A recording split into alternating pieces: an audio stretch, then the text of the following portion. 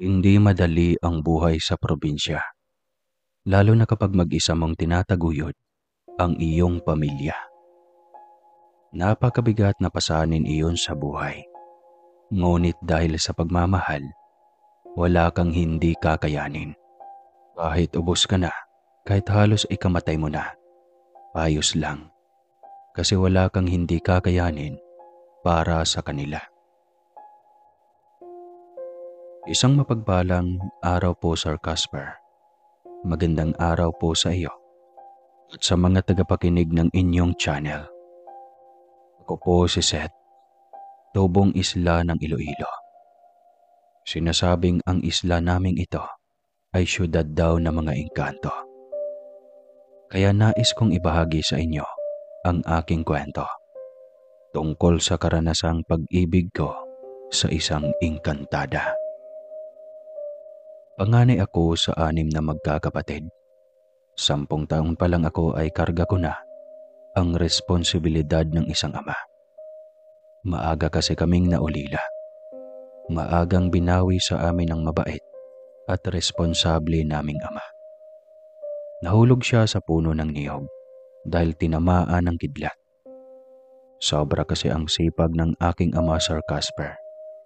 Rain or shine, patuloy lang. Maaga kami tuloy na binawian ng ama. Tig-1 taon pa naman ang agwat ng aming edad na magkapatid. Kaya kailangan kong magsikap para din sa aking mga kapatid. Kuya, titigil na lang po ako sa pag-aaral. Tutulungan na lang po kita sa paghahanap buhay. Paalam sa akin ni Lino. Ang sumunod sa akin na kapatid. Sinabi ko na sa iyo, Lino, kailangan mong makapagtapos ng pag-aaral dahil kayo ang mag-aahon kay nanay sa kahirapan. Kuya, kasi tinutokso nila ako sa classroom eh. Kaklase ko pa daw ang 2 kapatid ko sa grade 1. Masyado na raw po ako matanda. Anong matanda? 9 taon ka pa lang. Alam mo, Lino, huwag kang makinig sa mga nakapaligid sa iyo. Focus ka sa mga plano natin sa buhay. Kailangan mong makapagtapos. Iyon ang mga kapatid natin. Para naman umangat yung mga tingin ng mga mata pobre nating tiyahin sa ating ina. Paliwanag ko kay Lino. Sir Casper, mahal na mahal namin ang aming ina. Sobrang bait at mapagmahal ng aming ina. Kaya marapat lang nasuklian ng labis na respeto at pagmamahal din ang napakaraming sakripisyo na pinagdadaanan niya. Maitaguyod lamang kami. Noong nabubuhay pa ang aming ama, sobrang mahal din niya ang aking ina. Napakalambing nila sa isa't isa. Hindi ko nga sila nakikitang nagbabangayan kasi nire-respeto nila ang desisyon ng bawat isa. Iyon palang sekreto ng isang tahimik at masayang pagsasama kahit na sa kabila ng lahat ay naghihirap. Fast forward tayo. Nasa edad 20 anyos na ako nito. Tapos na rin ang high school si Lino. Masaya ako dahil naitaguyod ko sila sa marangal na paraan. Ang kasangga ko si nanay sa mga bagay na iyon. Ang tanim kong gulay ay nilalako ni nanay at iyon ang magiging baon nila. Medyo malawak din ang lupang kahati ni Itay sa kanilang magkapatid. At sa loob ng 1 dekada, gamay ko na ang pagtatrabaho sa palayan at kaingin. Oo, batang-bata pa ako noon pero marunong na akong mag-araro. Marunong na ako sa lahat ng bagay pagdating sa bukirin. Hindi kami nahihirapan ni nanay. Hindi nakaranas ng gutom ang aming pamilya sa kabila ng lahat.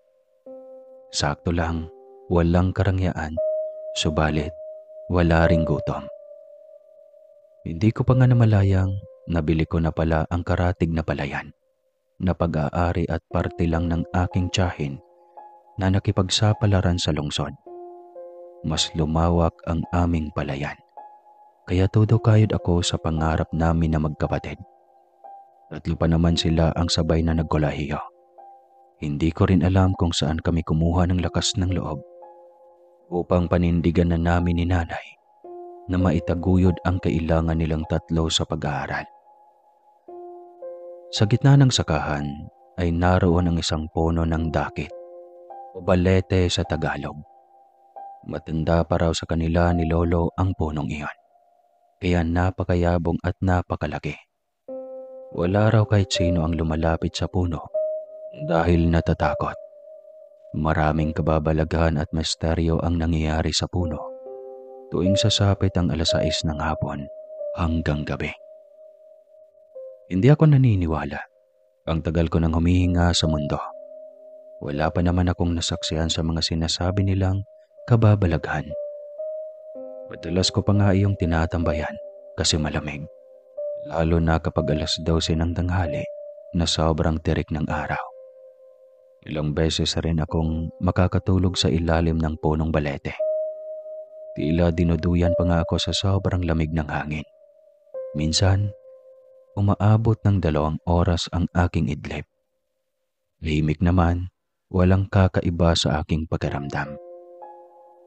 Ngunit isang tanghaling tapat, hindi ko inaasahang maranasan ko sa tanang buhay ko ang isang hindi malilimutang tagpo. Nagising ako sa isang napakagandang boses na kumakanta. Wari ko ay nasa tabi ko lang. Napakalamig ng boses at ang ganda talagang pakinggan. Napamulat ako ng aking mga mata upang tignan kung sino iyon. Nagulat ako dahil nasa harap ko mismo ang babae. Titig na titig sa akin. Napakaputi at napakakinis ng balat. "Sino ka?" Gulat na tanong ko. "Naistorbo ko ba ang mahimbing mong tulog? Mag-aalas 3 na kasi ng hapon. Baka may tatrabahuin ka pa sa iyong sakahan." Wika nito. Napakurap ako ng ilang beses. Hindi ako nanaginip. Totoong nakikita ko siya ng aktwal. Ang haba at ang itim ng kanyang buhok. Walang bahid ng mantsa ang mahaba niyang bestida. "Totoo ba itong nakikita ko?" Tanong ko. "Totoo ako. Hindi ka nananaginip. Matagal na kitang laging pinagmamasdan tuwing natutulog sa pwestong ito. Nakakaawa ka nga. Lagi kang pagod. Kaya iniibsan ko lagi ang pagod na na-stuck sa iyong katawan." Litanya niya. Napakunot ang aking noo sa kanyang sinabi. Kaya ba laging magaan ang pagkaramdam ko tuwing nagigising ako? Tanong ko sa aking sarili. Siya na yata itong kwentong bayan na tinatawag na Maria Aguanta. Tinanong ko siya sa kanyang pangalan, ngunit hindi siya sumagot. Nahihiya na akong magtanong muli kung ano ang kanyang pangalan. Ngunit parang nag-uumapaw yata ang katalinuhan niya. Kaya niyang basahin ang laman ng aking utak. "Ako si Dakita at ang punong ito ang aking tirahan. Ako rin ang nagbabantay sa mga kalikasang sakop ng lugar na ito. Galit ako sa maabusong tao at ikaw, gusto kita kasi mahal mo ang kalikasan." Anil. Biglang gumaan ang aking loob kasi nagustuhan niya ako. Hindi mabigat ang loob niya sa akin. "Ilang beses akong natuwa sa mga ginawa mo. Mapagmahal ka sa mga hayop na nasa paligid. Kahit yung paborito kong isdang puyo, nang minsan nang nabitag ng lambat, ay tinulungan mong makawala. Mas lalo akong humanga sa iyo." "Yun lang pala. Wala yung Dakita. Mahilig lang talaga ako sa mga hayop at mga alaga. Naawa nga ako kapag kinakatay sila, lalo na yung mga alagang baboy, manok o baka. Kaya hindi ako kumakain ng mga pagkaing may hininga.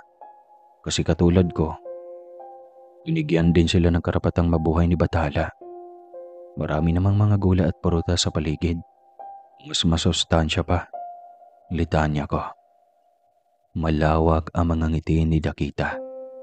mas lalong humanga sa taglay kong katangian. Hindi ko naman iyon ipinagmamalaki.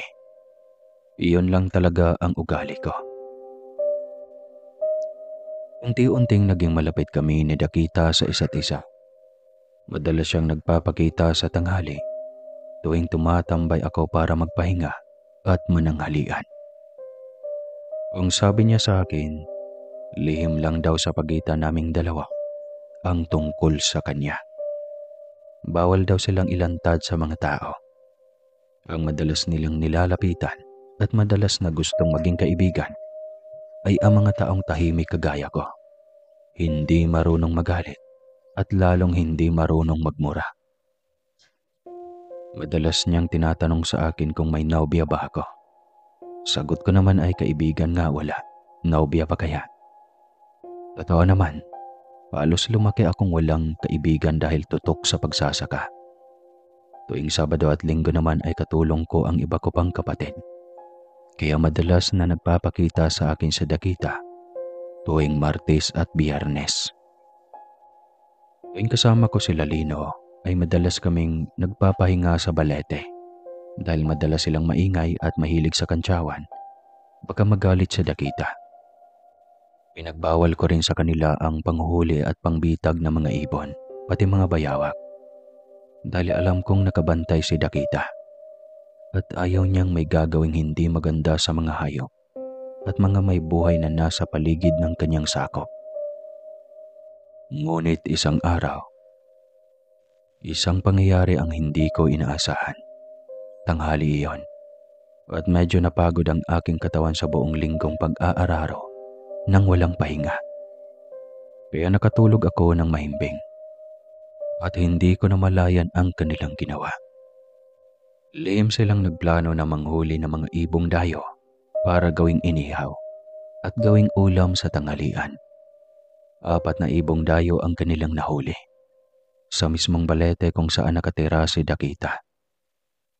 Dinig ko ang pagkakatuwaan nila, ngunit dahil sa pagod, pakaramdam ko ay nananaginip lang ako. Sinaway ko pa sila, ngunit para silang walang pakialam. Noot sa aking ilong ang bango ng inihaw na ibon. Ngunit kahit gaano kabango ang amoy na iyon, ayaw ko pa rin. Dahil naaawa ako sa mga hayop na may buhay.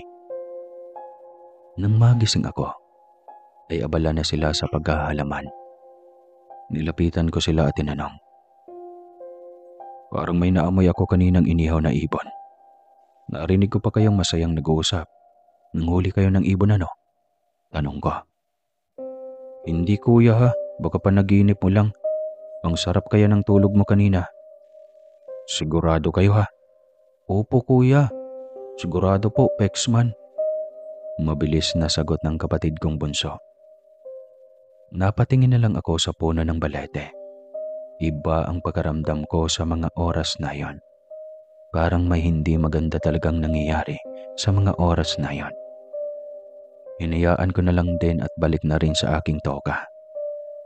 Biglang nawala sa aking isipan ang alalahanin. Nasa positibong mga plano ang aking utak.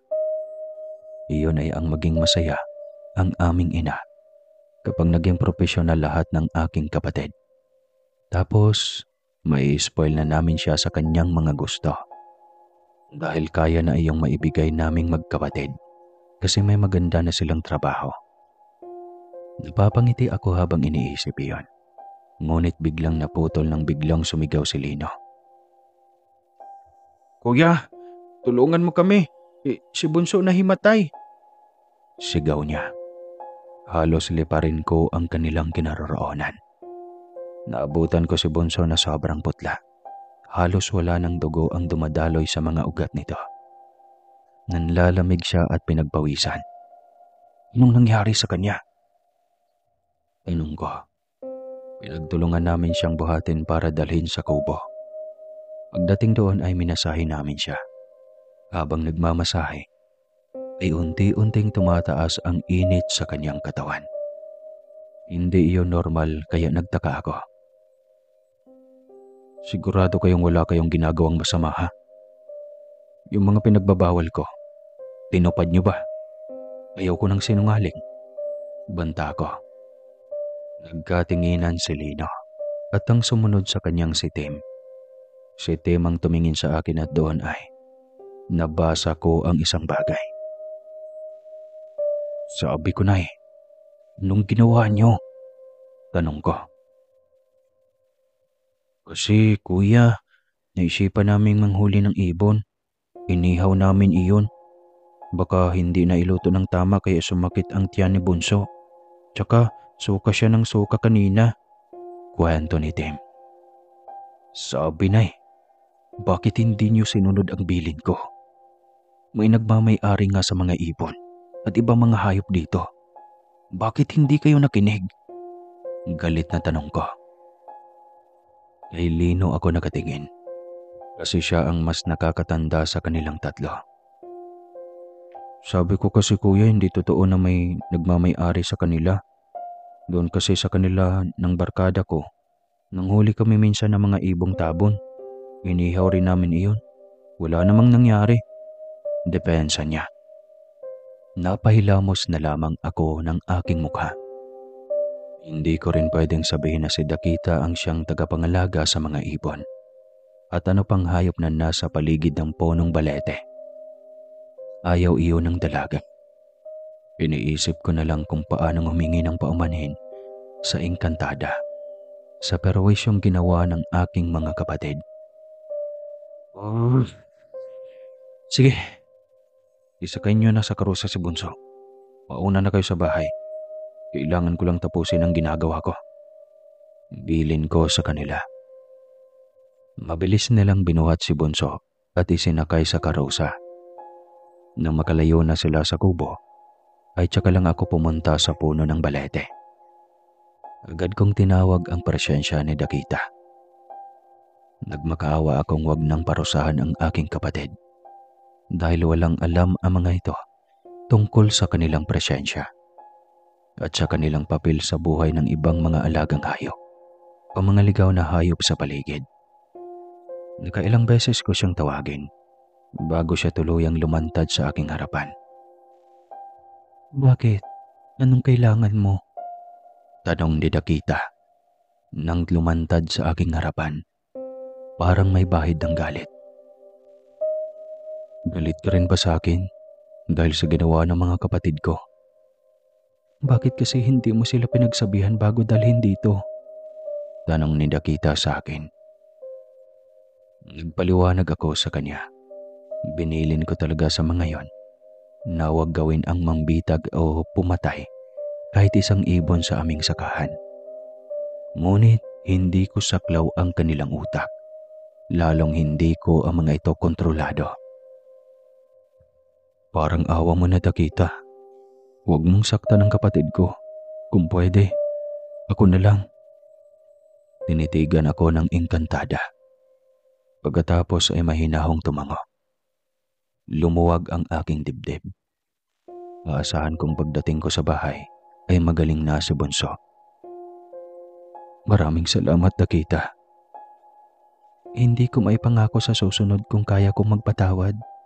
Sana maging maingat sila sa susunod. Bilin niya. Tumango ako at nagpasalamat muli. Sisiguraduhin kong maiparating at maipaintindi sa kanila ang kanilang ginawa. Nagpaalam na ako at umuwi ng maaga. Pagdating ko sa bahay ay siya ring pagdating nilang tatlo. Kaya nagtaka ako. Saan kayo galing? Tanong ko. Kuya, doon muna kami dumaan kay Lola Morita. Pinagamot namin si Bunso. Uy ka ni Tim. Bakit pa? Magaling na si Bunso ah. Bakit pumunta pa kayo ng albularya? Doon nga gumaling kuya nung pinagamot namin. Tsaka sabi ni Lola Morita, babalik daw sa elementong iyon ang ginawa niya sa kay Bunso. Ano? Bakit niyo ginawa yon? Kayo ang may kasalanan. Nakaperwisyo kayo sa ating kalikasan. Kuya, kung sabi ng albularya, wala raw karapatan na ang mga elemento sa mga buhay na nandito sa lupa. Wika naman ni Lino. Nabahala akong bigla para kay Dakita. Baka kung anong atake ang ginawa nito para kay Dakita. Hindi ako nakatulog ng gabing iyon. Nag-aalala ako para kay Dakita. Baka kung anong nangyari sa kanya. Parang gusto ko nang mag-umaga na ng mga sandaling iyon. Pakiramdam ko ang bagal na mga oras. Kinabukasan, madaling araw pa lang ay umalis na ako ng bahay. Hindi alintana ang lamig at mahamog na daan. Diretso ako sa puno ng balete. Tinawag ko kaagad si Dakita. Hindi ito sumagot. Nag-aalala ako. Lalo pat para sa kanya. Paano kung may nangyari sa kanyang hindi maganda? Hindi na ako mapakali. Gusto ko na siyang makita. Malaman kung ano ang kanyang kalagayan. Dakita, parang awa mo na. Magpakita ka sa akin. Gusto kong malaman ang kalagayan mo ngayon. Nag-aalala ako sa iyo. Sigaw ko. Ngunit hindi siya nagparamdam. Mas nag-aalala ako lalo para sa kanya. Paano kung napuruhan siya sa ginawa ni Lola Morita? Tinawag ko siyang muli. Halos magmamakaawa na ako. Kaya ilang sandali pa ay nagparamdam ito sa wakas. Bumungad ito sa aking harapan. Nanghihina, sobrang putla. Maitim ang paligid ng mga mata. Anong nangyari sa iyo? Bakit biglang ganyan ang itsura mo? Tanong ko. Sabihin mo sa kanila na tigilan nila ako. Wala akong ginawa kundi ang protektahan ang mga nilalang ni Bathala para sa susunod pang henerasyon. Ginagampanan ko lang ang aking tungkulin. Bakit ganyan kayong mga tao? Tanong pa niya. Awang-awa ako sa kanyang kalagayan. Kung marunong lang akong manggamot, ay pagagalingin ko na siya agad. Naisip ko kaagad si Lola Morita. Kailangan niyang bawiin ang ginawa niya kay Dakita. Sandali lang. Pupuntahan ko ang albularyang may gawa nito. Paumanin sa ginawa ng mga kapatid ko, Dakita. Hinging paumanin ko, ngunit hindi niya ako sinagot. Unang pagkakataon na nakita ko siya sa ganong kalagayan, nakakadurog ng puso. Gusto ko munang magpahinga, Seth. Pwede bang umalis ka muna? Hindi. Paalagaan kita, Dakita. Anong pwede kong gawin? Wala kang gagawin.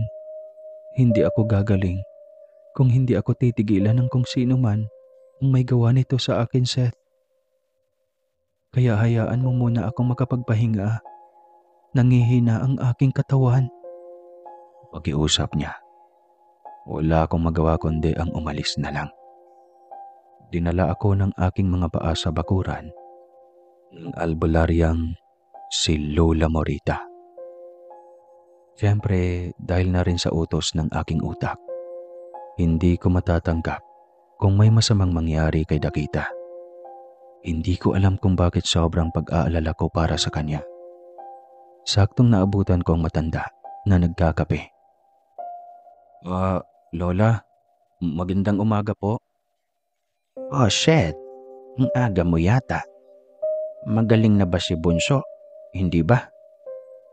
Ano naman ngayon ang kailangan mo? Tanong niya.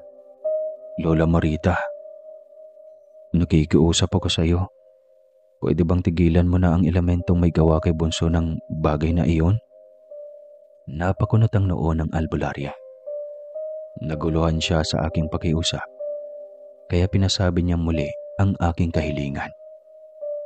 Muli ko iyong ipinakausap sa kanya at mas lumantad ang pagtataka sa kanyang mukha. Nag-iisip ka ba ng maayos, Seth? Elemento iyon.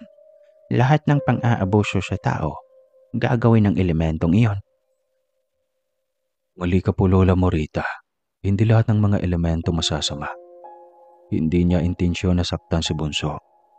Gusto lang niyang bigyan ng leksyon para matuto at para malaman nilang may nagmamay-ari sa buhay na kanilang inabuso. Sandali, Seth. Kilala mo ang elementong may gawa nito? Oo, Lola Morita. Higit pa sa kilala. Kaya pakiusap naman. Anumang ritual ang ginagawa mo laban sa kanya, itigil mo na, Lola Morita. Uwi ka ako. Tinignan niya ako saglit pagkatapos ay may kinuhang bote ng langis. Eto, isaboy mo sa punong pinamugaran niya. Ibinabalik ko ang kalayaan niya. Basta wag na wag niyang abusuhin ang mga taong baryo dahil namumuhay tayo dito ng tahimik. Tumangulang ako. Hindi na ako nagbigay pa ng reaksyon. Hindi niya naiintindihan. Kasalanan nila Bonso ang nangyari. Kung hindi sila umabuso sa kalikasan, hindi mangyayari iyon kay Bonso. Ngunit hindi na ako nagpaliwanag pa. Agad kong pinuntahan si Dakita. Ayaw pa nitong magpakita ngunit nagpumilit ako.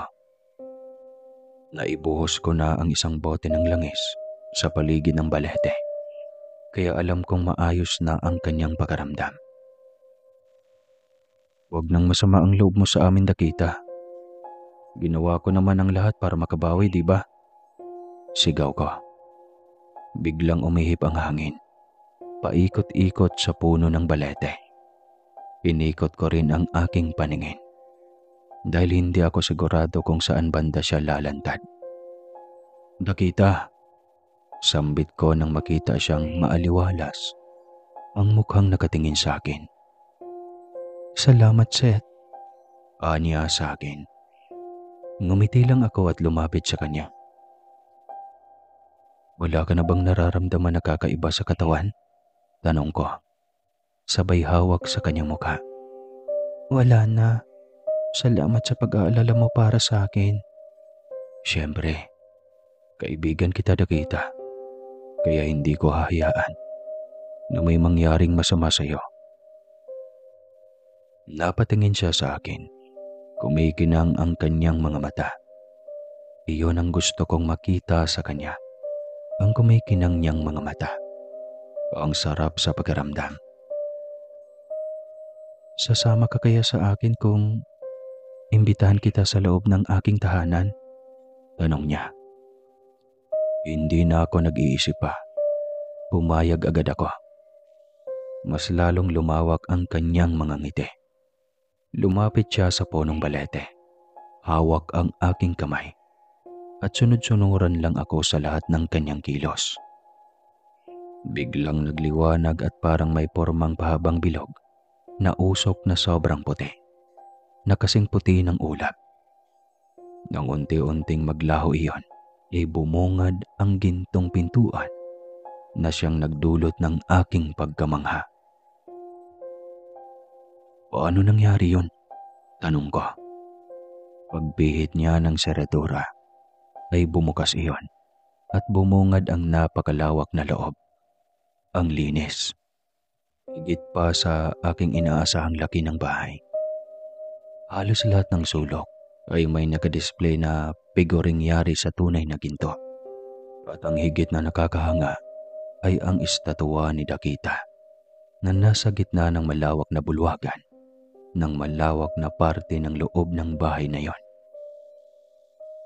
Mag-isa ka bang nakatira sa ganito kalaking bahay? Tanong ko. Hindi. Narito sila ama at ina, tsaka mga kapatid ko. Marahil ay abala sa pag-iikot. Yung kapatid ko namang lalaki, mahilig yung maglayag, kaya tiyak na nasa kalawakan ng dagat. Kwento niya. Bigla akong naasiwa. Paano kung ayaw nila ang presensya ko? Paano kung hindi nila gusto na naroon ako? Huwag kang kakabahan, Seth. Mabait sila sa mababait. Ang aking mga magulang. Lalo na ang kuya Kilito. Mabait iyon. Tiyak ako magiging kasundo mo iyon. Kwento niya. Hindi ko alam kung mananabik ako o ano. Basta hindi matigil ang kabang nadarama ng aking dibdib. Napakayaman niyo naman, Dakita. Pati itsura ng ginawang estatwa. Siguro, mahal na mahal ka ng mga magulang mo. Biglang punako. Hindi ako yan. Abuela ko yan. Kung hindi ko yan kinagisnan simula kabataan ko, siguro sasabihin ko rin na ako yan. Magkamukha lang talaga kami ng abuela ko. Nagulat ako sa kanyang kwento. Ibig sabihin ay matagal na ang estatwang iyon. Kwento niya na pinagawa ang estatwang iyon ng kanyang asawang hari noong kapanahunan nila o ang kanyang lolo. 1,000 taon na ngayon ang aking abuela. Nagpapakita na lang siya sa aming paminsan-minsan sa aming alaala.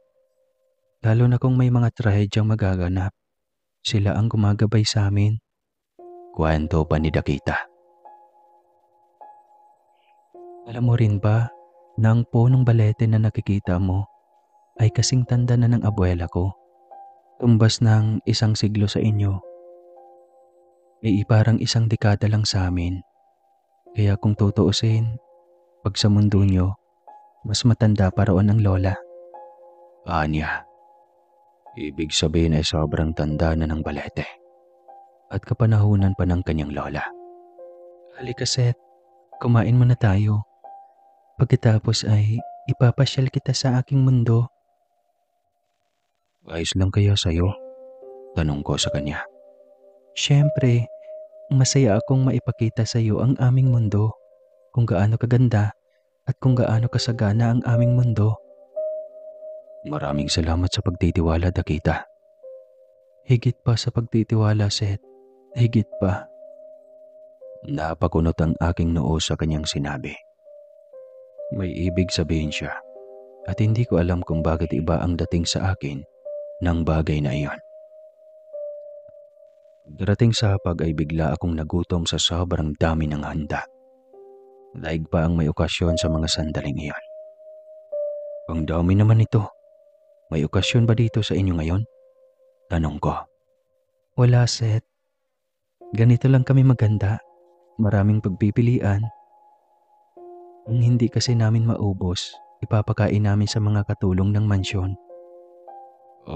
Ganun ba? Pero napakarami pa rin eh. Paghanga ko.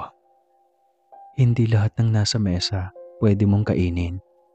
Lalo na yung mga itim na kulay.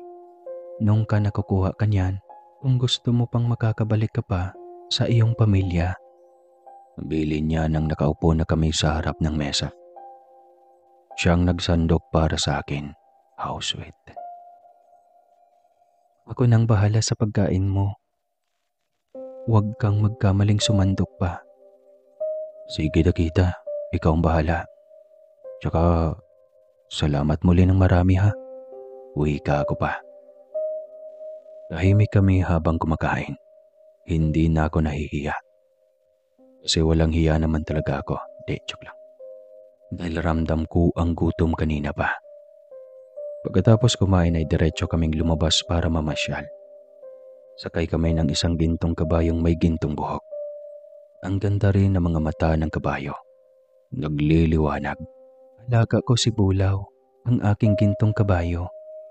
Simula isilang siya, ay ako nang nag-aalaga sa kanya. Kwento ni Dakita. Kaya pala ang lapit ng loob niya sa'yo. Wika ako naman. Ang dami niyang ikinekwento sa akin tungkol sa buhay sa mundo ng mga immortal. Maging ang mga halaman at mga hayop ay hindi namamatay. Kaya walang makikitang dilaw na dahon ng mga halaman. Lahat ng paligid ay luntian.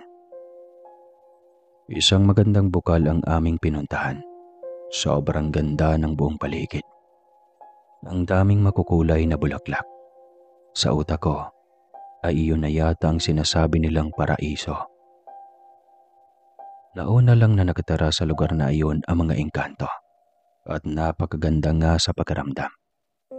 Malayo sa polusyon, malayo sa ingay. Ganitong lugar ang gusto ko, Dakita. Ang ganda. Sobrang tahimik. Wika ko. Sana nga hanggang sa may mapagtanto kang bagay, Seth. Sagot niya. Muli na namang may dating iyon sa aking pantinig. Sana nga ay totoo ang aking pagkaramdam.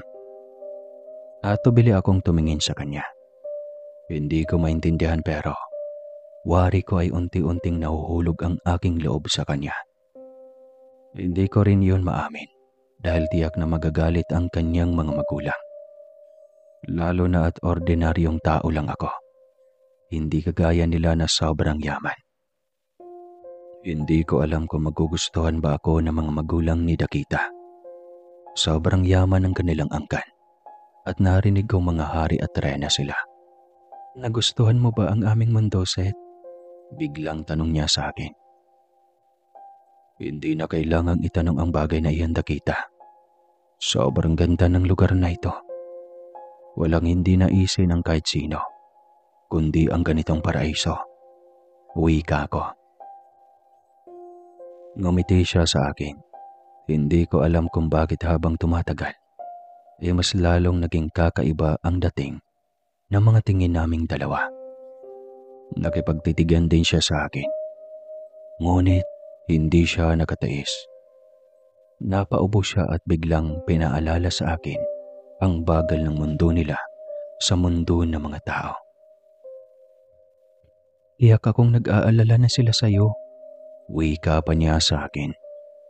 Wala akong magawa kundi ang magpaalam. Kung hindi lang mag-aalala ang nanay, halos hindi na ako aalis sa tabi niya. Ngunit hindi ako marunong manligaw. Umiibig ako sa kanya. Iyon ang napagtanto ko. At hindi ko alam kung paano ko sasabihin sa kanya. Kung paano ako makapag-umpisang manligaw sa kanya. Sakali bang gusto kong bumalik dito? Pwede pa kaya, Dakita? Naku, bakit hindi? Oo naman, Seth. Anumang oras, lagi kang welcome sa aming mundo. Ako ang magbubukas ng portal para sa'yo. Mas lalong naging walang kapantay ang sayang nadarama ko sa mga sandaling iyan. Umuwi akong nakalutang sa ulap. Hindi maipaliwanag na kilig ang aking naramdaman sa mga sandaling iyon. Naglalakad ako sa gitna ng pilapil na hindi mawala-wala ang nakapagkit ng ngiti sa aking labi. Kumusta, Seth? Kailan ka pa nakauwi? Tanong ng nakasalubong kong matanda. May-ari ito ng katabi naming palayan. O, bakit ganyan ang tanong niyo, Manong? Hindi naman ako nag-abroad. Alam ko, pero 3 araw na naghahanap ang pamilya mo. Maging ang mga tanod ng baryo naghahanap sa iyo. Hindi na nga halos natutulog ang iyong nanay sa sobrang pag-aalala sa iyo . Kwento niya. Biglang sa isang pitik ay parang nag-iba ang aking emosyon. Kinakabahan ako at nag-aalala. Kita ng matanda ang pagkagulat sa reaksyon ng aking mukha. Sige po, Manong Ping. Mauna na po ako. Tanging sagot ko. Hindi ko man lang siya nilingon at diretso lang ako sa paglakad-takbo hanggang sa makarating ng bahay. 6 ng umaga pa lang na mga oras na yon. Ang nanay ay malungkot na nakatingin sa kawalan. Parang wala sa sarili habang hawak ang tasa ng kape. Nay! Mawag ko. Halos itapon na niya ang tasa nang makita ako. Mabilis itong tumayo at lumapit sa akin ng sobrang emosyonal. Diyos ko, buhay ka nga, Seth. Anak ko. Hindi ako nakatulog ng ilang araw sa sobrang pag-aalala sa iyo. Aniya na naiiyak. Paumanhin, Nay. Hindi na maulit. Saan ka ba kasi nagpunta? Huwag mo nang alamin, Nay. Basta ang mahalaga, nandito na ako. Sagot ko. Niyakap ko siya ng mahigpit. Binigyan ko siya ng kasiguraduhan na palagi akong nasa tabi niya, nila ng aking mga kapatid. Nang yakapin niya ako pabalik, ay may nasagi ang kanyang kamay sa aking bulsa. Mabigat na bagay. Parang mga bato. Kaya wala sa sariling tinukot niya iyon. Ano to, anak? Tanong niya. At halos hindi na makipot ang kanyang bibig nang makita ang kaperasong ginto sa aking bulsa. Ginto ba ito, Seth? Totoo ba ito? Tanong niya. Dumukot pa siya ulit upang kunin ang ilan pa sa aking bulsa. Napakunot ang aking noo. Bigla kong naalala habang nakaupo kami na dakita sa harap ng napakagandang bukal. May mga kung anong bagay siyang pinupulot sa lupa. Hindi ko iyon binigyang pansin. Ngunit hindi ko rin naramdaman kung paano niya inilagay sa aking bulsa. Ramdam ko ang bigat, ngunit binaliwala ko rin iyon. Kayamanan pala ang inilagay ni Dakita sa aking bulsa. Anak, magtapat ka nga sa akin. Saan galing ang mga bagay na ito? Nagnakaw ka ba? Kaya ka nawala dahil sumama ka sa isang grupo? Tanong niya. Nay, hindi ha. Mali ka ng pagkaintindi. Ang mga bagay na iyan ay bigay sa akin ng isang kaibigan. Kaibigan? Bakit? May mayayaman ba sa lugar natin dito? Kahit ang Kapitan del Barrio ay walang ganyan. Hindi siya ordinaryong tao, Nay. Isa siyang engkanto. Hindi maiwasang pagkwento ko. Huling-huli ko ang paggagulat sa mukha ni Nanay. Alam kong mag-aalala na naman ito sa akin. Ngunit hindi ko na inilihim pa ang tungkol kay Dakita. Ikwento ko sa kanyang lahat kung paano kami nagkakilala ng engkantada. Bilang isang ina, wala akong inilihim sa kanya. Anak, paano kung kukunin kanya sa amin?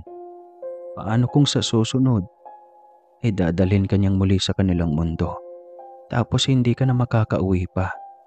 Paano kaming pamilya mo? Nay, hindi mo dapat isipin ang mga bagay na yan. Basta pinapangako ko, Nay. Si Dakita ay kakaiba sa pagkakilala mo sa mga kagaya niyang elemento. Mabait siya, Nay. Sobrang bait niya. Paniniguro ko.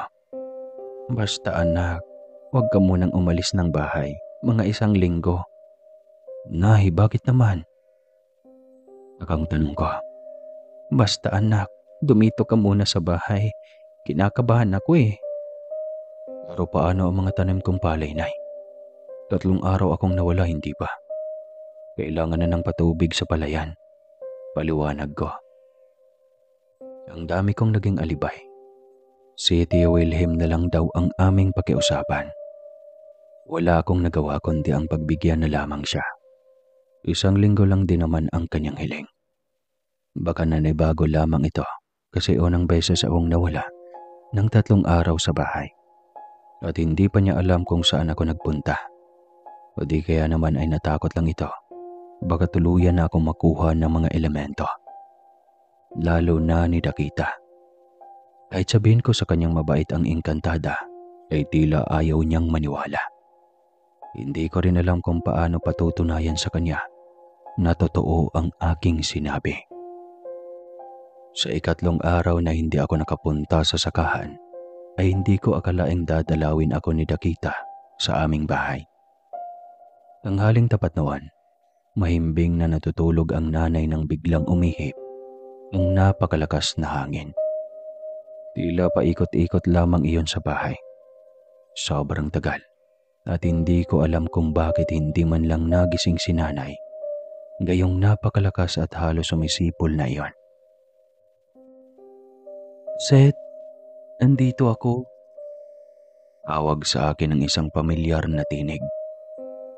Sabi na nga ba, pupuntahan ako ni Dakita sa bahay. Mabilis akong lumabas at hinanap siya. Nasa ilalim ng punong mangga. Nililipad ng hangin ang kanyang mahabang puting bestida at ang maalong buhok na hanggang ilalim ng puwetan. Nagustuhan ba ng pamilya mo ang aking munting regalo? Tanong niya nang nakangiti. Malayo pa lang ako sa kanya. Sabi ko nang ikaw ang may gawa nun eh. Bakit hindi ko naramdaman? Tanong ko. Sinadya ko iyon. Tiyak naman kasi akong tanggapin mo iyon kapag inalok ko. Anong gagawin ko sa mga gintong iyon? Marami iyon eh. Oo, dahil gusto kong maramdaman ng pamilya mo ang karangyaan ng pamumuhay. Ipagpatayo mo sila ng malaking bahay. Yung may tig-iisa silang kwarto. Kung maaari isang mansyon dahil malaking pamilya kayo. Dakita, tiyak akong magtataka ang mga tao sa paligid namin. Kaya maghanap kayo ng ibang lugar na walang may nakakakilala sa inyo. Doon kayo mag-umpisa ng inyong marangyang pamumuhay para walang intriga. Bigla akong nakaramdam ng lungkot. Parang hindi ko kayang lumayo sa kanya, sa kanyang tirahan. Sanay naman kami sa simpleng pamumuhay. Hindi namin kailangang maging marangya sa buhay para lumigaya. Masaya kami basta't magkasama lamang. Bakit parang malungkot ka pa rin? Tanong niya. Ayaw kong lumayo sa iyo, Dakita. Pagtatapat ko. Napangiti siya habang nakatingin sa akin. Huwag kang mag-alala. Hindi naman ako mawawala sa tabi mo. Biglang tumawa ang aking puso. Ibig sabihin ay kahit saan ako pupunta, ay kaya niya akong sundan. Basta lumipat kayo ng tahanan ng iyong pamilya. Kahit saan ka, asahan mong kasama mo ako. Pag-uulit niya. Ngunit bigla akong nag-alangan. Kahit anong gawin ko, hindi talaga madaling magdesisyon. Basta't lilipat ng lugar at mamuhay ng marangya. Lalo pa at nasanay kami sa simpleng pamumuhay. Nag-aalangan ka na naman. Karapat-dapat kayo sa karangyaan, Seth. Ang tagal niyong nagtiis at naghirap. Panahon na para i-spoil ang inyong mga sarili. Huwag mo nang pag-isipan pa. Kahit saang banda tignan, isang malaking oportunidad ito para sa inyong buong kaanak. Kanya. Tumango na lang ako. Totoo naman ang kanyang sinabi. Isang malaking oportunidad para sa amin ito. Total ay nangako naman siyang hindi mawawala at laging kasama sa akin. Nagdesisyon na nga akong maghanap ng bagong lugar na paglilipatan. Sa Karatig Bayan lang din kami lumipat. Wala naman kaming kamag-anak doon, kaya walang makakakilala sa amin. Bumili ako ng malawak na lupain sa mismong baryo. Nasa gilid ng highway iyon, malapit sa maraming kabahayan. Halos mahigit 2 buwan bago natapos ang 2 palapag ng bahay na may 10 malalaking kwarto. Oo, ganon kabilis kasi kumuha ng mga trabahador at kontraktor. Sobrang tuwa ng aking mga kapatid. Hindi lang iyon dahil lahat sila ay may tig-iisang motor na pwedeng gawing service. May 2 van na pwedeng gamitin sa family gathering, gaya ng pagsimba at out of town, para makapag-relax din. Yung mga hindi namin nagagawa dati, nagagawa namin ngayon dahil iyon kay Dakita. Nakakatuwa kayong mag-anak. Ang saya-saya niyo. Masayang wika ni Dakita. Salamat sa iyo, Dakita. Kung hindi dahil sa iyo, hindi namin ito maranasan. Wika ko. Sabihin mo lang kung anong kahilingan ang gusto mo. Gagawin ko bilang kapalit sa kabutihang ibinigay mo sa aking pamilya. Sambit ko ulit. Bigla siyang napatingin sa akin nang sabihin ko ang bagay na iyon. Ibibigay mo, Seth? Oo, pambawi sa kabutihan mo sa pamilya ko. Tahimik itong saglit. Tila ba nag-aalinlangan. Alam kong nahihiya siya sa kanyang sasabihin o hihilingin, kaya pinilit ko siyang magsalita. Hindi ako sigurado kung mapagbigyan mo ako, Seth. Sige lang, sabihin mo lang. Pamimilit ko pa. Anakan mo ko, Seth. Gusto kong magkaroon ng anak sa tao. Biglang tumigil ang tibok ng aking puso sa mga sandaling iyon. Bakit ganoon? Bakit kailangang anakan lang? Hindi ba kami pwedeng magsama bilang nagmamahalan? Bala ko pa naman sana siyang ligawan. Nauunahan lang ako ng pagiging torpe. Bakit ayaw mo akong sagutin? Ayaw mo ba? Sabi ko na eh. Anya, hindi sa ganon. Bakit kasi anakan lang? Ayaw mo ba ako maging asawa? Maging karelasyon? Matagal naman na tayong magkakilala, hindi ba? Tanong ko pa. Biglang naging malungkot ang kanyang muka. Hindi ko maintindihan ngunit reaksyon pa lang niya. Ramdam ko na kaagad ang kabiguan. Ayaw nila ama at ina na makipagrelasyon ako sa tao, Seth. Noon ngang nalaman nila na pinapasok kita sa mundong immortal, nagalit sila sa akin. Paumanhin, Seth. Ipinagmalaki kong mabait sila. Oo, mabait naman sila. Ngunit sa mga kauri lang namin. Ayaw nila sa mga tao. Takot rin sila, lalo na sa mga taong may lihim na karunungan. Wika pa niya. Bagsak ang aking mga balikat. Hindi ko matanggap na busted agad ako. Hindi pa man ako nakapanligaw. Naisipan ko pang itanan siya. Ngunit ang sabi niya ay mahirap pagtaguan ang kanyang mga magulang. Hindi pa man daw na-discover ang mga tracking device sa mundo ng mga tao. Mayroon na ang mundo ng mga immortal. Kaya nga hindi siya makakatagal sa pagkikipag-usap sa akin. Laging nakaw ang sandali at oras na magkasama kami. Kung hindi niya ipagtapat sa akin ng lahat, hindi ko alam na ganoon pala ang aming sistema. Paano kapag nabuntis kita? Paano ang magiging anak natin? Hindi ko na siya makikita pa? Tanong ko. Parang hindi ko kakayanin na magkaanak kami. Ngunit hindi ko makikita dahil nasa mundo ng mga engkanto. Kapag nagkakaanak tayo, iiwanan ko sa iyo ang bata. Hindi ko siya pwedeng dalhin. Bigla akong nabuhayan ng loob. Ngunit naawa rin ako para sa kanya. Hindi man lang niya makasama ng madalas ang aming magiging anak kung sakali. Sigurado ka bang ayos lang talaga sa iyo? Tanong ko pa. Oo, Seth. Balang araw siya ang magbabago ng mga utos ng kaharian.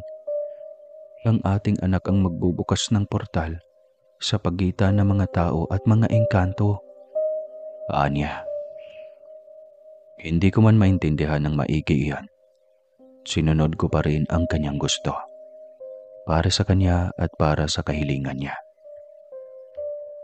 Mabilis ngang nagbunga ang aming ginawa.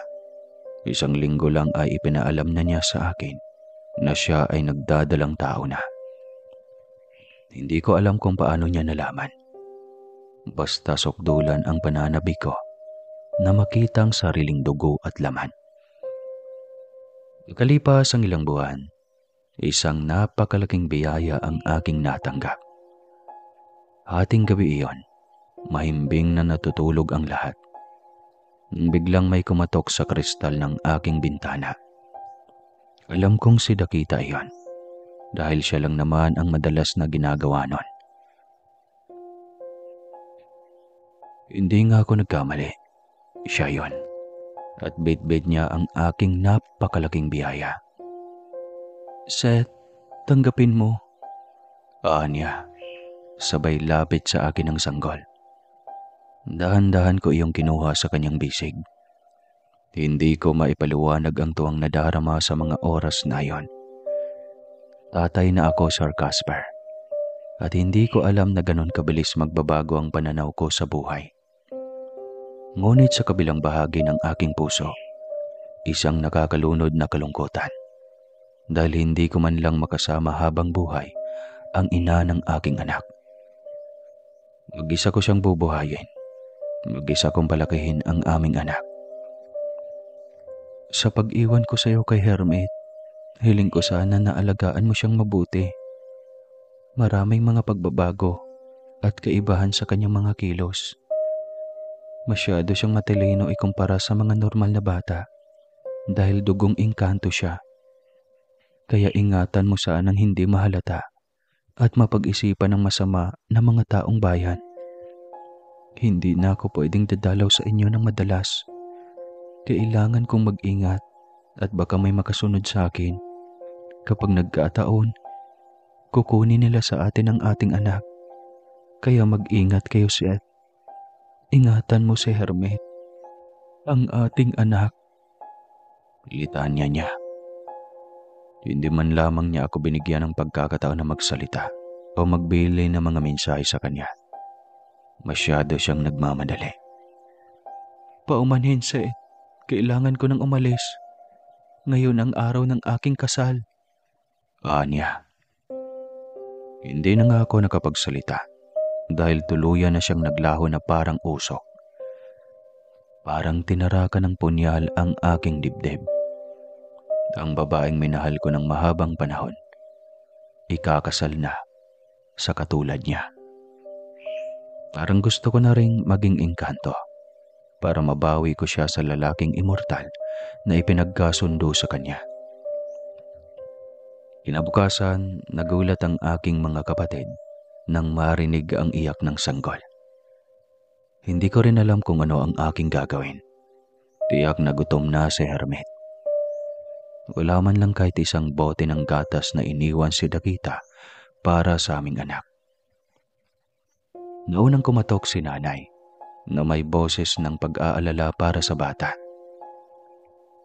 Seth, pakibukas itong pinto. Diyan ba galing ang iyak ng sanggol? Tanong niya. Bukas po yan, Nay. Sagot ko naman. Pagbukas niya ay hindi maipaliwanag na reaksyon ng pagkagulat ang rumehestro sa kanyang mukha. May bata nga.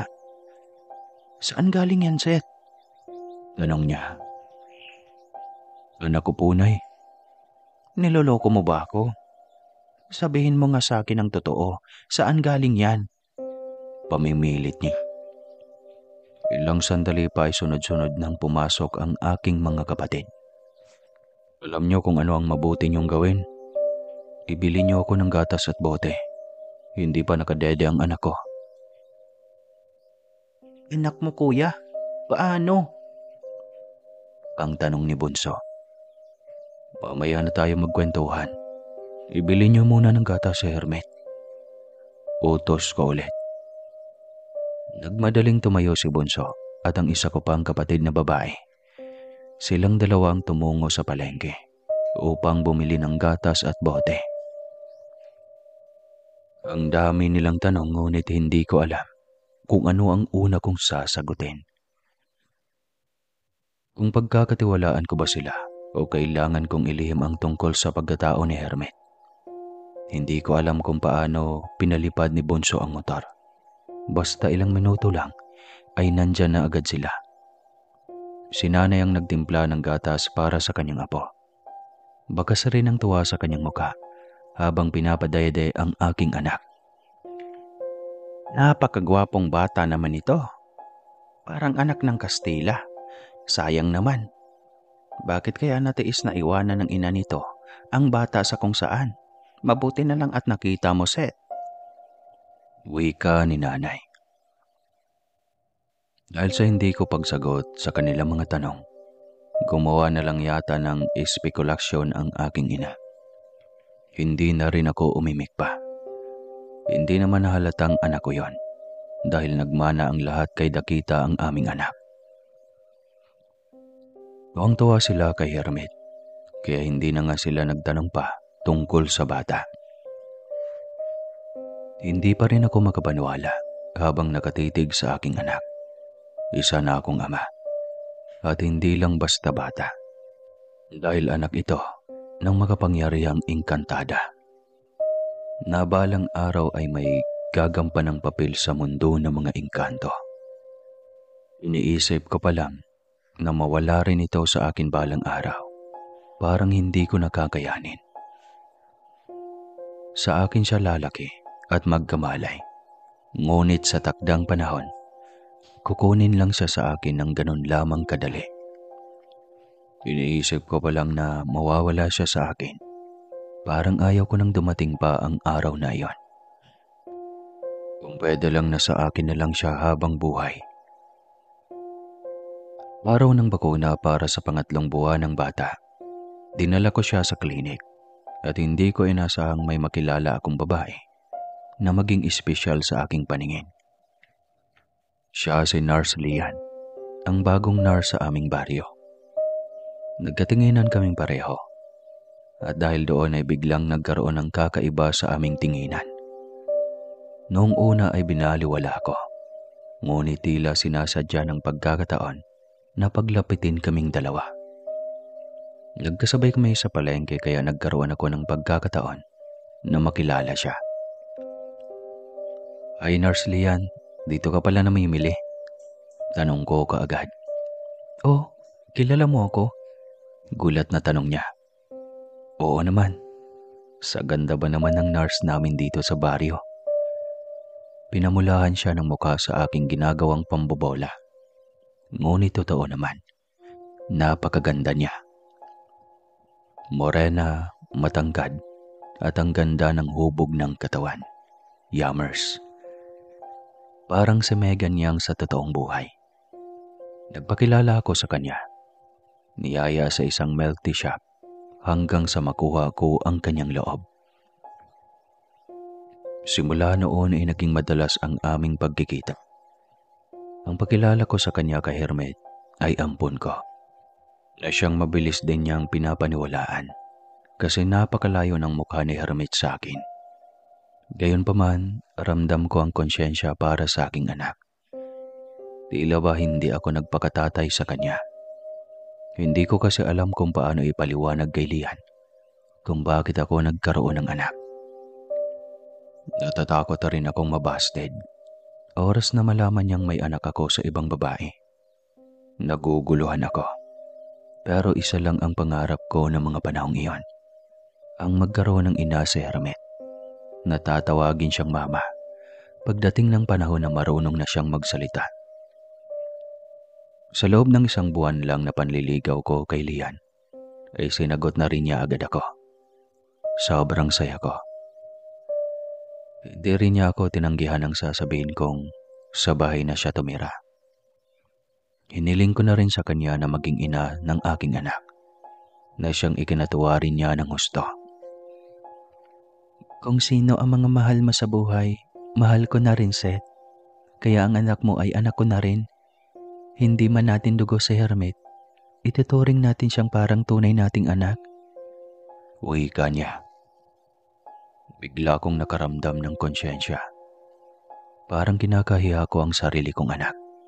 Hindi ko pa rin maamin kay Lian na sarili kong dugo si Hermet. Nagsama kami sa isang kwarto na parang mag-asawa. Walang reklamo mula kay Lian. Ayos lang sa kanya ang ganong sistema.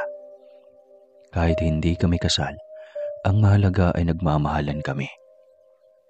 Hindi ko alam na nasa paligid lang si Dakita. Lihim na nakabantay. Hindi ko alam na nasasaktan ko rin ito. Hanggang sa isang pagkakataon ay nagpakita siya. Gumawa ako ng paraan upang maging buo tayo. Iyon pala, ang bilis mong makahanap ng babae. Wika niya habang nakadungaw sa bintana. Kung saan madalas niya akong kinakausap noon. Paumanhin Dakita. Ang sabi mo kasi, hindi tayo pwedeng magsama. Unti-unti ko yung tinanggap. Ang sabi mo pa ikakasal ka na. Kahit masakit, pinilit kong tinanggap yon. Wala na ba akong karapatan na magmahal? Wala na ba akong karapatan na magkaroon ng masayang buhay? Tanong ko sa kanya. Nagsiselos ako, Seth. Ayaw kong may babae sa buhay mo. Nagsiselos din ako noon, pero hinayaan kita dahil wala akong karapatan sa buhay mo. Pwede ba Dakita? Pabayaan mo rin ako dahil gusto ko na rin magkaroon ng sariling pamilya. Hiling ko. Malungkot siyang nakatitig sa akin. Hindi ko alam kung anong reaksyon niya sa aking hiling. Basta bigla na lang siyang nawala sa aking paningin. Saktong pagdating din ni Lian galing sa trabaho. Sobrang pula ng mga mata nito.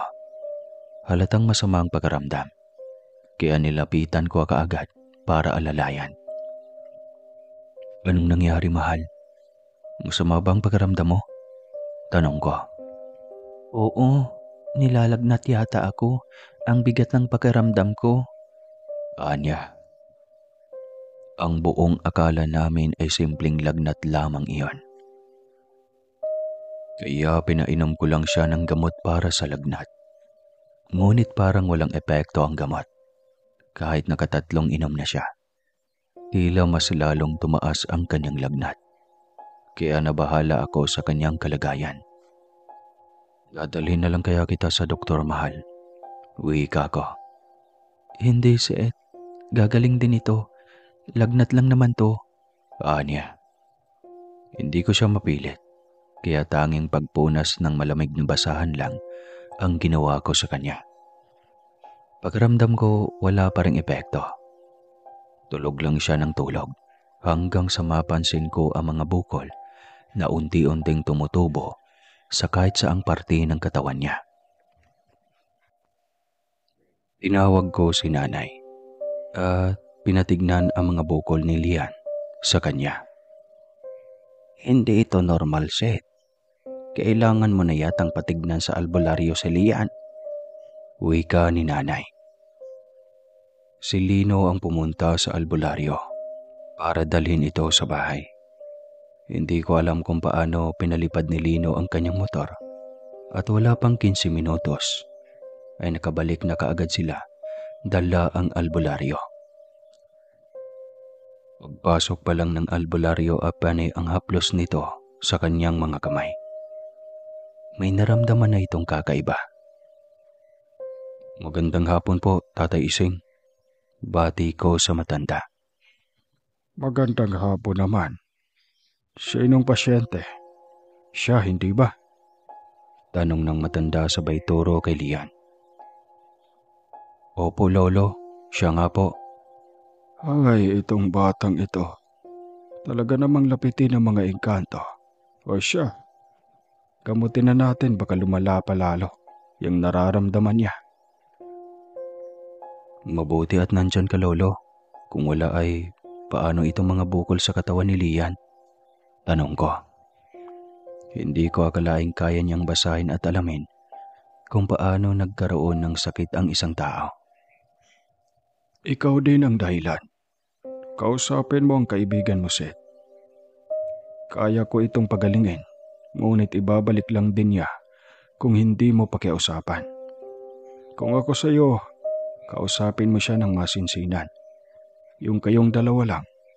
Kasi hindi pa niya tanggap na talikuran mo na siya para sa ibang babae. Wika ng albularyo. Tinitigan ako ni nanay, lalo naman ng mga kapatid ko. Si nanay ay alam na ang tungkol kay Dakita.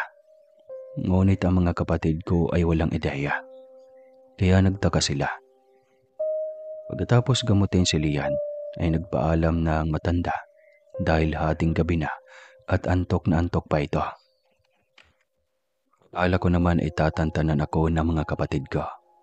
Ngunit nang makaalis si Lolo Ising, ay walang tigil ang kanilang mga tanong sa akin. Naibunyag ko tuloy ang matagal ko ng lihim, pati si Hermit at ang totoong pagkatao nito. Grabe kuya, kaya pala hindi ka panipaniwalang yumaman tayo agad. Yun pala ay galing sa isang engkantada lahat. Wika ni Lino. Narinig yun ni Lian, nakakagising lang, at nagtaka kung bakit kami naroon sa kanyang kwarto. Anong nangyari? Tanong niya. Inapoy ka ng lagnat at Lian dahil sa kagagawa ng isang elemento. Kamuntikan pa ngang mapuno ng mga bukol ang mga katawan mo.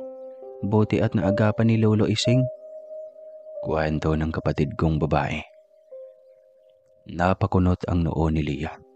Hindi niya iyon alam. Hindi ko alam kung paano ko ikwento sa kanyang lahat. Natatakot akong baka hindi niya matanggap si Hermit kapag sinabi ko sa kanyang anak ng engkanto ang bata. Pinatulog ko muna siyang muli. Tsaka ko na siya kausapin kapag tapos na akong makipag-usap kay Dakita. Maaga akong gumising kinabukasan. Mahamog at malamig ang buong paligid. Ngunit hindi ko iyon alintana. Ang mahalaga sa akin ay ang makausap ko si Dakita. Nakailang tawag pa ako bago siya tuluyang nagpakita sa akin. Ano pang kailangan mo, Seth? Alam kong alam mo kung ano ang nais ko sa pagkikita nating ito, Dakita. May kanya-kanyang buhay naman na tayo, hindi ba? Tigilan mo na ako. Tanggapin mo na lang na hindi talaga tayo sa isa't isa. Paliwanag ko sa kanya. Tinitigan niya ako ng malungkot. Naawa rin ako sa kanya, kaso ay iba na ngayon ang aming buhay. Napakabilis mong kalimutan ako sa buhay mo, samantalang ako, nagdurusa dahil malayo sa inyong mag-ama ko. Ikaw na mismo ang nagsabing hindi tayo para sa isa't isa. Ginawa ko lang ang makapagpasaya at kompleto sa aking buhay.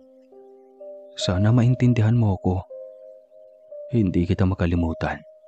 Alam mo yun, Dakita. Na isang sulok ng puso ko kung saan ay naroon ka. At hindi kailanman magwawaglit pa. Uwi ka ako.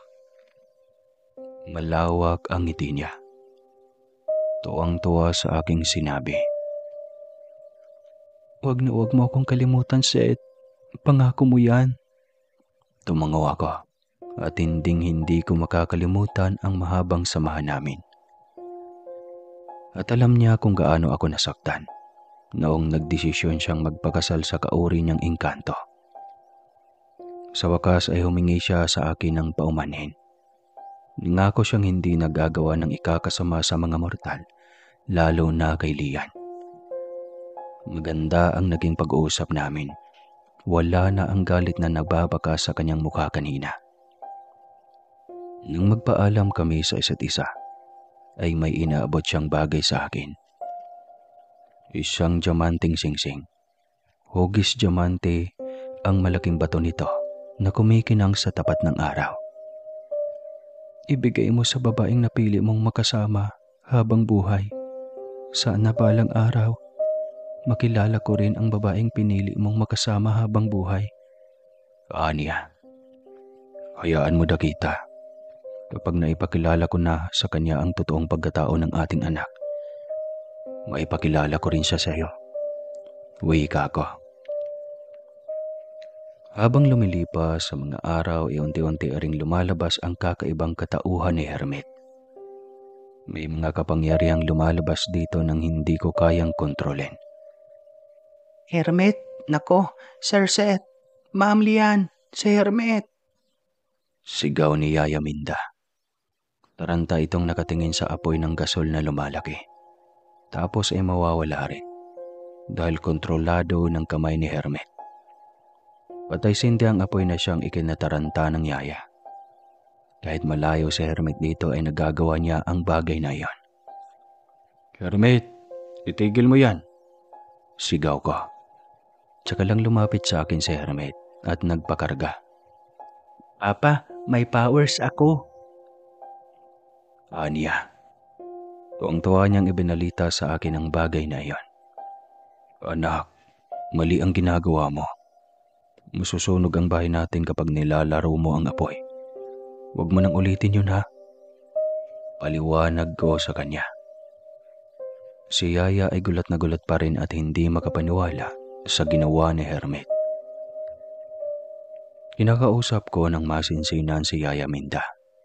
Hindi pwedeng mailantad ang katauhan ni Hermit sa marami. Buti na lang at tapat si Aling Minda sa amin. Hindi ko na rin maitago pa sa mga kapatid ko ang tungkol kay Hermit, lalo na kay Lian. Kaya ipinagtapat ko na sa kanila lahat. Masaya at tanggap nila si Hermit. Masaya rin ako dahil sa wakas, malaya nang mailantad ni Hermit ang kanyang katauhan sa buong pamilya ko. Iyon nga lang, at kailangan pa naming itago si Hermit sa ibang tao. Hanggat hindi pa niya alam kung paano gagamitin ang kanyang kakaibang katangian. Habang dumadaan ang mga araw, mas lalong lumalakas ang kapangyarihan ni Hermet. Ngunit araw-araw ko siyang pinapangaralan. Hindi ako magsasawang ipaalala sa kanya ang mundo ng mga tao ay puno ng mga inggit at mapanghusgang nilalang. Oras na madiscover ng mga tao ang kanyang pagkakaiba, ay tiyak na uusigin siya ng taong bayan. Hindi siya titigilan hanggat hindi maibababa ang pagkatao. Papa, naiintindihan ko na po. Handa ko na pong harapin ang mundo sa labas. Isang gabi ay wika niya habang patakbong lumapit sa amin ni Lian. Anong ibig mong sabihin? Gusto ko na pong mag-aral sa labas at magkaroon ng maraming kaibigan, Papa. Anya.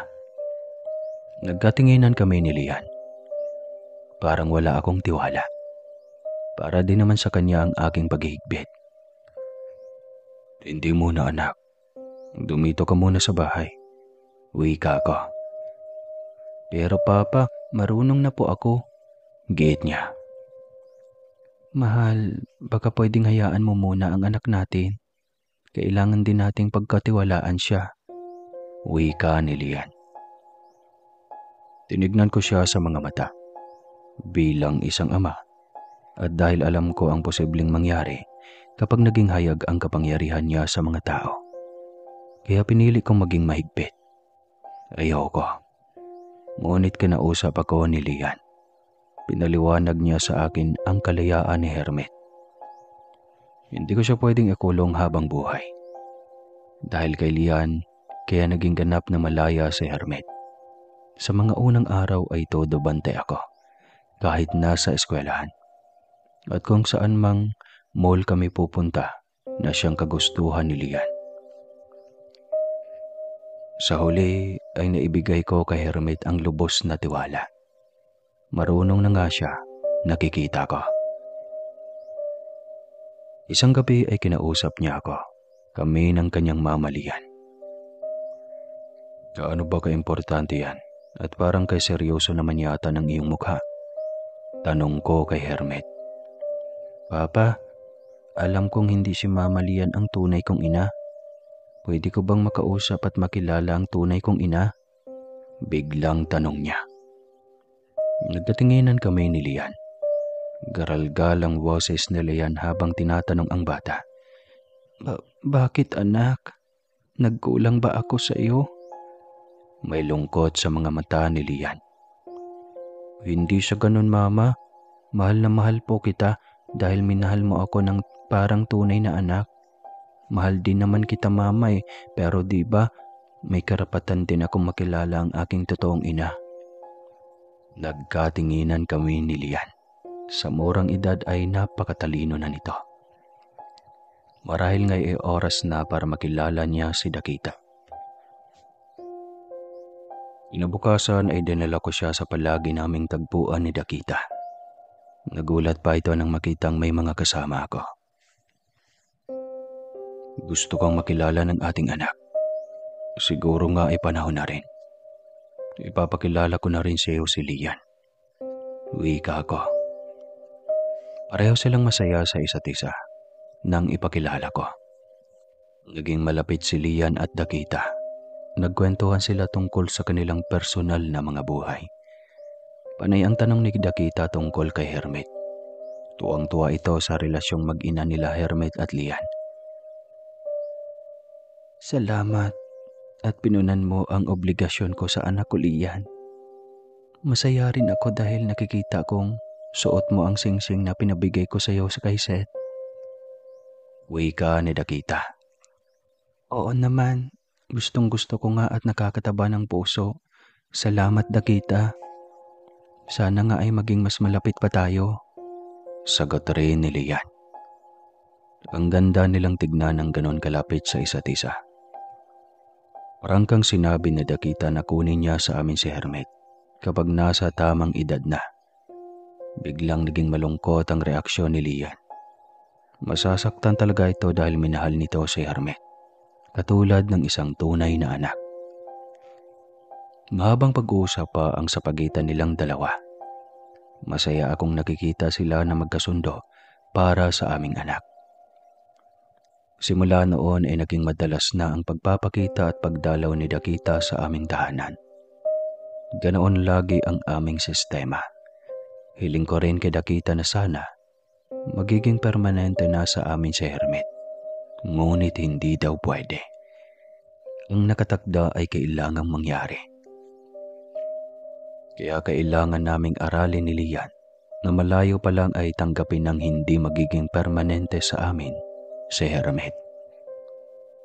Isang umaga ay isang magandang balita ang bumungad sa amin.